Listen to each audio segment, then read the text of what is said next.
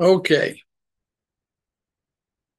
this is probably the second most important thing in planning for retirement.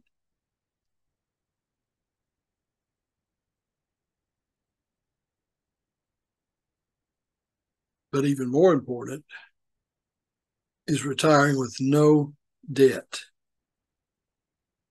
If you have debt, you have to include that debt service in the budget.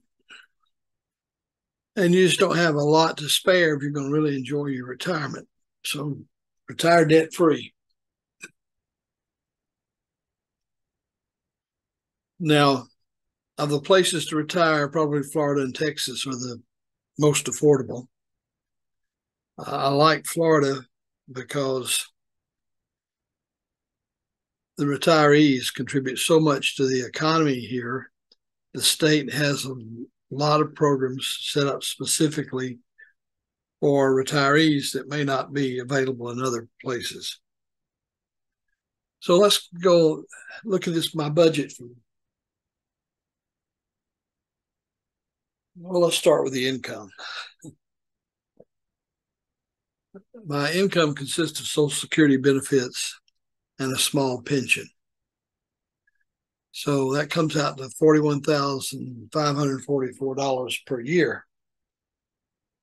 Now, these items all have COLA, that is cost of living adjustments. Hopefully that'll keep up with inflation. We just have to see. But anyway, I live in a 55 plus community. I own the double wide manufactured home. I bought that outright, so that's my property. But I have to rent the land, pay for activities fees, property tax, and garbage pickup. That's all included in one check that I write to the owners of the community. That amounts to about $1,006 a year. Now, I can anticipate up to 5% increase per year. So, of course, the budget has to be updated anytime there's a change to any line item. The next thing in regard to having a shelter has to do with utilities, heating and air conditioning, water, sewage, and electricity. And they'll average about $200 a month. The reason it's so low that we do have a couple of months in the spring and summer where the air conditioning and heating just doesn't run because it's the ideal climate. Water and sewage is based, of course, on how much water I use. I do not water my grass, mainly because the water is very expensive. If I ran the sprinkler 15 minutes a day, that would probably double my cost of insurance and sewage. While that water put out on the lawn is not part of the sewage load, nevertheless, they determine the sewage rate based on the water consumption. Food, $350 a month.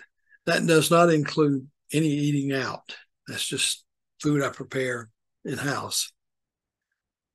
Transportation, I budget $250 a month. I can go some months using almost none of that. And if I have a month where I don't use the 250, of course, that means I've got a higher surplus. Transportation, as I say, $250 a month. Healthcare, this is the place where I'm so blessed in that I'm being a veteran. I have healthcare that's provided at no charge. I have no copays. So the only cost I have associated with that is the transportation to the clinic, and if for something more serious, over to Tampa for the hospital. I budget $300 a month for my various hobbies. You got to stay busy, so I do stuff like welding, woodworking using a laser engraver. But my hobbies sort of come and go. But it's important to stay within my budget. Then I have entertainment cost, which is the internet, phone, and streaming video, $250 a month. 100 of that is for 5G internet. I get through T-Mobile. The rest of it is streaming services like Netflix, Prime, Hulu, things like that. So, at any rate, that gives me a monthly surplus of $1,106 a month, or $13,272 a year. Here's how I use the surplus. I put back $300 a month in savings. I have some money in savings, but my savings is only for major things, like if I have to replace an appliance or put a new roof on, or as I did last year, I had to put in a new heating and air conditioning system. That was like $5,000. So, and then I've got travel and eating out.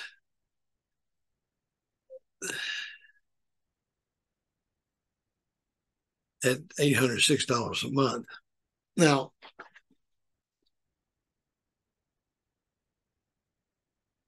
my primary travel is in the form of cruises.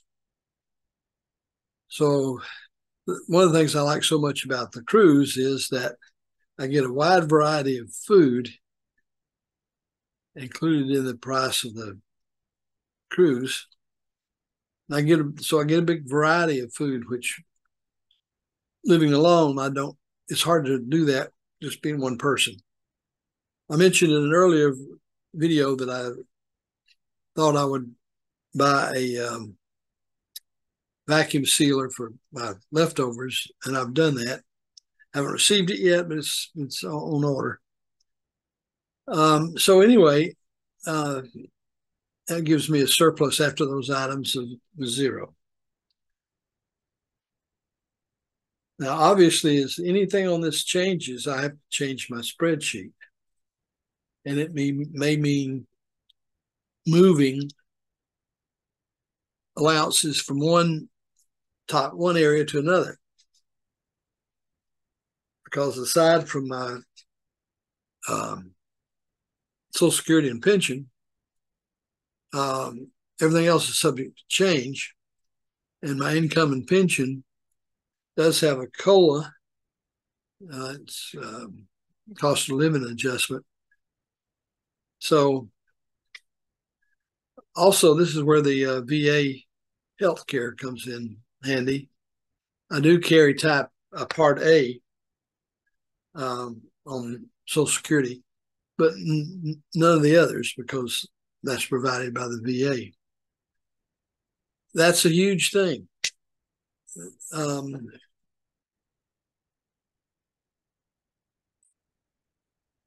Healthcare, even if you have Medicare, the copays can be large, and particularly for your medicine. So, at any rate, that's an important consideration. I have 3 children, 2 sons and a daughter. Both my sons, I advised them to go into the military, and both did. Both have service-connected injuries. My oldest son, who's in the 82nd Airborne, is classified as 30% disabled due to a training exercise accident, which was pretty serious. And my youngest son spent 15 months in Iraq and saw combat there. And he's got some service-connected issues. So both of them receive free health care, or health care that was paid for by their service. So that's a big deal over their lifetimes. It's going to be,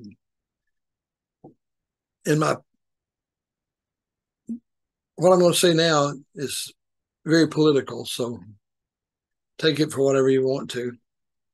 But as far as I know, and you can check this fact, I'm 99% sure what I'm saying here is true. But of the industrialized countries in the world, only the United States does not have universal health care.